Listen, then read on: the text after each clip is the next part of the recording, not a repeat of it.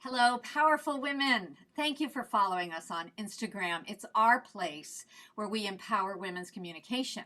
I'm Charlotte, And I'm Barbara, and together we are. Speakwell Partners. Now, no woman stands up thinking, I'm going to deliver a muddy, tentative, meandering presentation. And yet we see this happening over and over again. And while there are many ways to recalibrate, today we are focused on a skill set that we are constantly hearing about, and it goes something like this. She's not a very strategic thinker. And another refrain we hear bosses say to female team members is something like this: I need you to work on the business, not just in the business. We want to help you enhance your brand as a top performer who can not only think strategically, but you can communicate your smart ideas as well. So let's start with a Cosmo quiz. You know, the kind that's very rigorous and scientific. And we're just going to ask you, would you classify yourself as an analytical style of approaching problems, or would you say you're more creative? So think for a moment. Where's your default style? Analytical or creative? Now, guess what? They're really the yin and yang of each other, two sides of the same coin, and they're connected in important ways. And so what we know is you do have access to both. You can be analytical, sort of the what and the why of things, and you can be creative, the how and the who. And when we think that we are one or the other, we can actually shortchange ourselves. And we feel like we don't have the skills on the other side because we're here to tell you it's just not true. Right. And one of the detriments about staying in the lane of whatever we got dictated to as what our strength was is that we can often not feel confident and trip ourselves up when we're dealing with the other side of the yin yang. And words are our currency, they really matter. And so we can tie ourselves up with what we call mitigated speech. And its only outcome is to undermine our authority.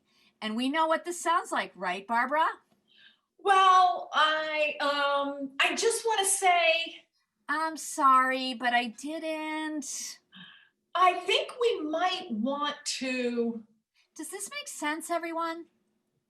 Maybe I misunderstood, but So, this is one of the best definitions of what mitigated speech is. It's any attempt to downplay or sugarcoat the meaning of what's being said. And that's great as a definition, but the question is, Barbara, why do we use mitigating language anyway?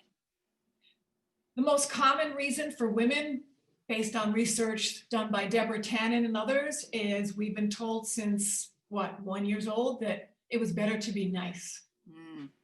And part of that is that means if you're nice, we can't hurt anyone's feelings. We can't speak the truth if that means somebody's feelings might be hurt.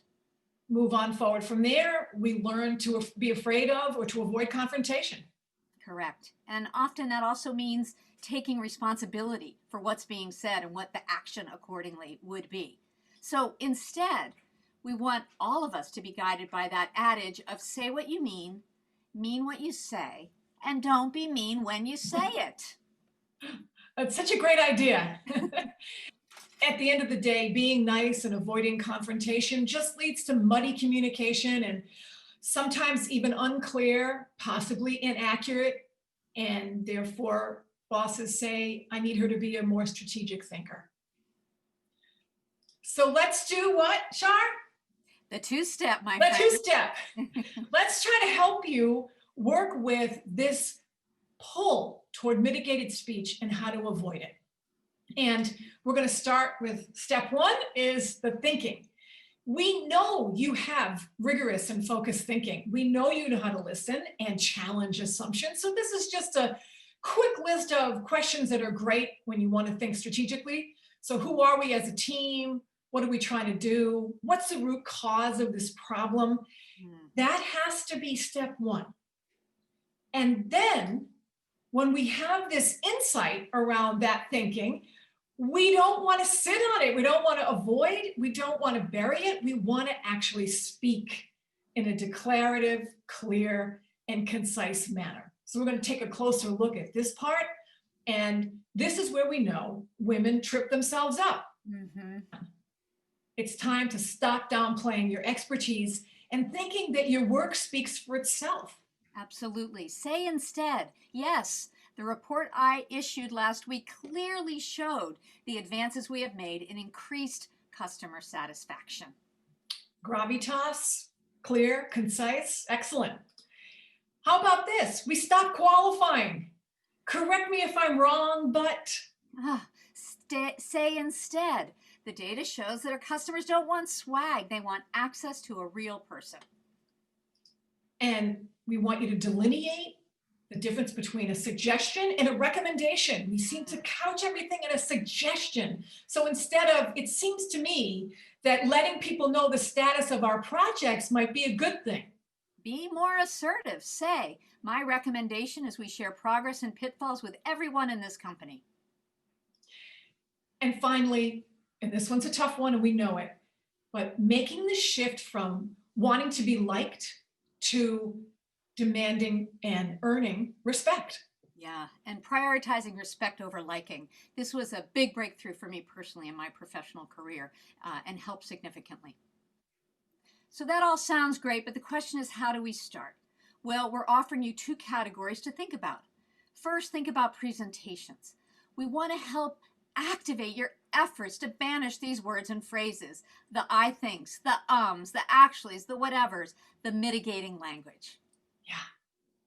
And then we know that's not the only place where you do a lot of speaking. So we're going to ask you in 2021, can you rid your vocabulary of these types of phrases? I could be wrong, but this may not be accurate, but I had a lot of help, which we say when someone gives us a commendation for a job well done. And how about this one, Shar? Pick a word. I'm so confused.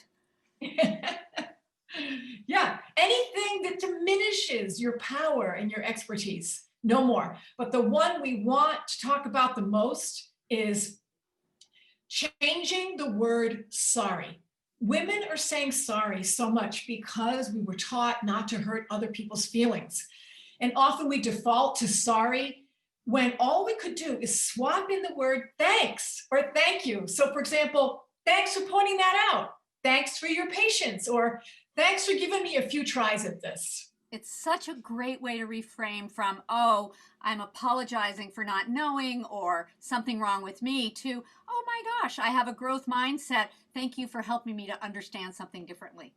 Yep. So we recommend take a screenshot of this slide, put it on your computer every day for an hour, and try to catch yourself and self-correct when you find yourself using these words. Have humor and humility, but this will help you build change in your verbal delivery and impact. And we have one more modification for you. And again, leaning more toward that growth mindset and investing in yourself. Instead of thinking, investing in myself is so expensive, we want you to change it to investing in myself is so expansive. Oh, just one letter makes all the difference in the world, doesn't it? Yep. And if you haven't yet joined us for She Speaks or She Slays, which is our sister program, we'd love to invite you to join us this January 21st for a half-day program. Barbara, want to tell the women what's included? We do more on executive presence. We delve into persuasion and influence, and we will not let you leave without learning how to handle a challenging question. And you're in a community of other professional women networking, working together. It's a very powerful day, and we would love to have you join us. And if you register by the end of this month, you can use the coupon code SSN and save $50. Excellent. And we want to close this mini coaching session not only to thank you for following us on Instagram, but also to inspire you with the words of Shirley Chisholm, the first Black woman elected to Congress. If they don't give you a seat at the table, bring a folding chair. Oh, I love that. And it's so inspirational for our success in 2021. Thanks, everyone. Thank you.